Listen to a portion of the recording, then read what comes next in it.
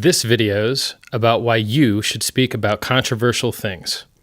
If you live in a bubble with all your friends checked off on boxes, you get their messages, they get your messages, you all subscribe to the same Twitter people, you all watch the same TV shows, it's very hard for you guys to have different opinions factually about different things because you're all getting your data from the same places.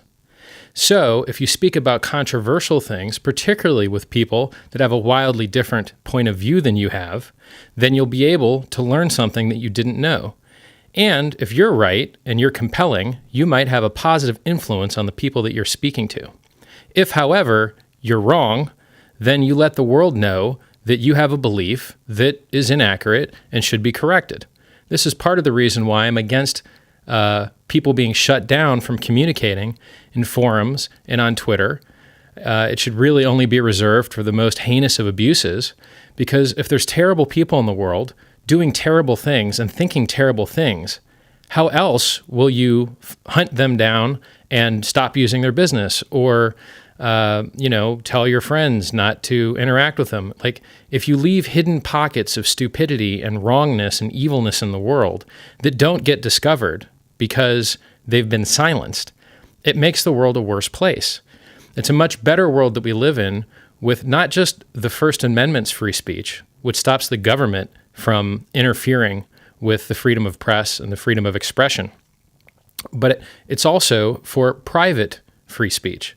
Because the First Amendment, though it may protect you from the government, it doesn't protect you from private entities, right? Anyone that owns a forum or a newspaper or a television show is not obligated to give you time or treat you fairly or even say nice things to you. They are required to not tell lies about you, slander you, or libel you. Slander if it's written, libel if it's spoken. But short of that, the protections that you get from the government, you don't get from private people. So the magic is, you should speak controversially. In order to make progress in this world, we need more people speaking truth to stupidity and speaking smarts to stupidity.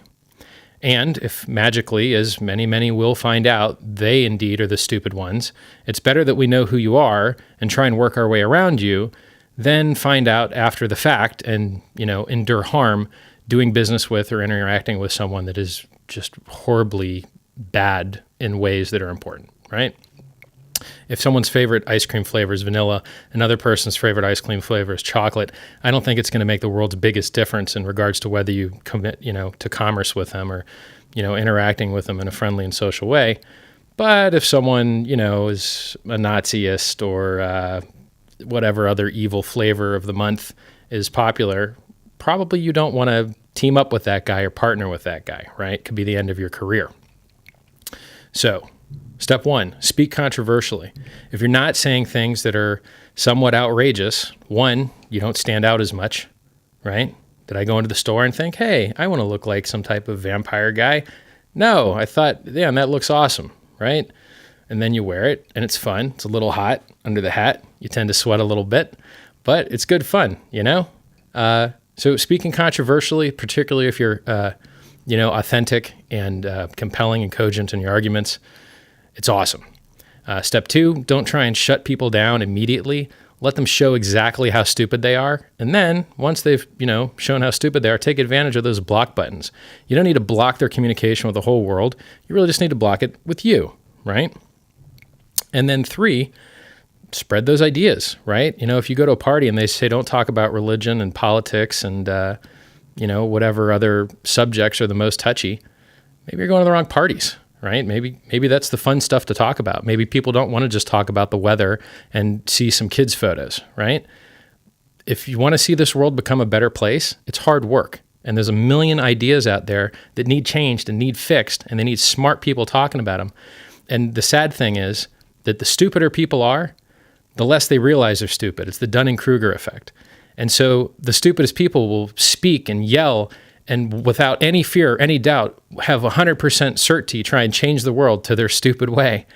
But the most thoughtful and intelligent people are the most fearful and have the most doubt, which is why if you ever go to any meeting of truly people at the edge of their field, barely anyone speaks with 100-degree certainty about anything because it's the limit of everyone's knowledge and everyone has humility, right?